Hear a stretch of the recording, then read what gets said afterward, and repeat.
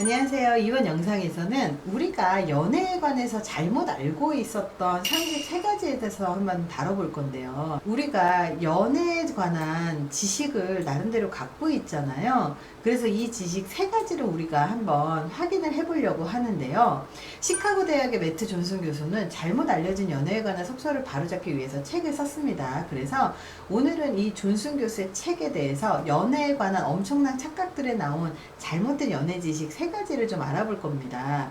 우리가 연애를 하기 전에 저한테도 되게 많이 물어보는 것 중에 하나가 성향이 반대인 사람이 끌려요? 비슷한 사람이 끌려요? 라고 물어보거든요. 근데 보통 사람들은 자기하고 반대인 사람한테 끌린다고 생각을 하지만 과학적으로 보면요, 절대 그렇지 않아요. 기본적으로 성격이 다른 사람하고는 오히려 대화를 할 수 있는 건덕지가 아예 없다라는 게 기본적인 정설이고요. 기본적으로 성격이 다른 사람에게 더 끌린다는 증거는 없습니다. 오히려 성격이 비슷한 사람에게 끌린다는 연구 결과가 훨씬 더 많죠. 성격이 비슷한 사람일수록 상대방의 이야기에 공감하기 쉽고 더 이해해 줄 수 있다라고 이야기를 합니다. 두 번째는요, 결혼 전에 함께 사는 게 좋을까요? 입니다. 우리는 결혼하기 전에 함께 살아보고 그리고 동거를 해보고 그리고 함께 사는 그런 경험이 더 현명하다라고 느끼실 수 있을 것 같은데요.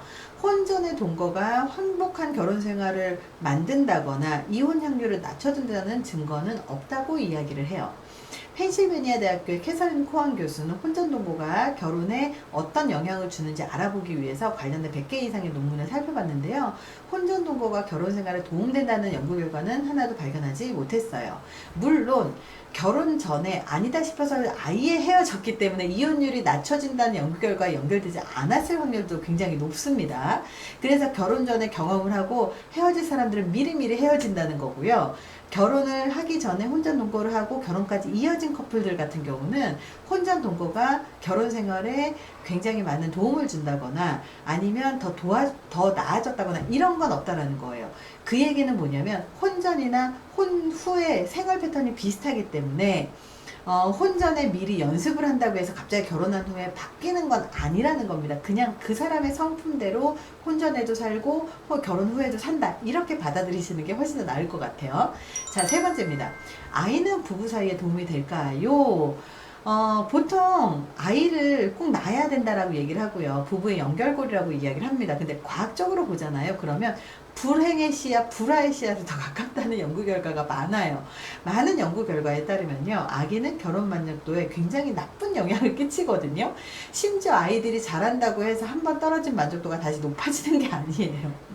부부가 함께 아이를 키우면서 얻는 장점 물론 많을 겁니다만 아이를 키우는 건 아주 힘든 일이기 때문에 아이를 통해서 부부가 얻는 행복보다 불화가 훨씬 더 많고 그 불화를 뛰어넘어서 서로 끈끈해지는 게 사실은 부부간의 가장 중요한 미션이 될 수 있을 것 같다는 생각을 합니다. 오늘은 연애에 대해서 잘못 알려진 상식 3가지에 대해서 이야기를 해봤고요. 이번 영상도 도움이 되셨길 바랍니다. 감사합니다.